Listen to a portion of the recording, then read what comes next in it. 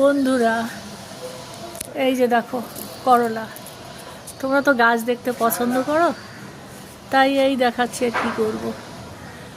তোমরা দেখছি বেশিরভাগটাই গাছ পছন্দ করো, সবজি গাছ এইগুলো বেশি পছন্দ করো। তা দেখো তোমাদের পছন্দ হয় কি না। এই বছরে আমার শীতের দেখো কেমন লাগছে, দেখে তোমাদের ভালো কি লাগছে বলো।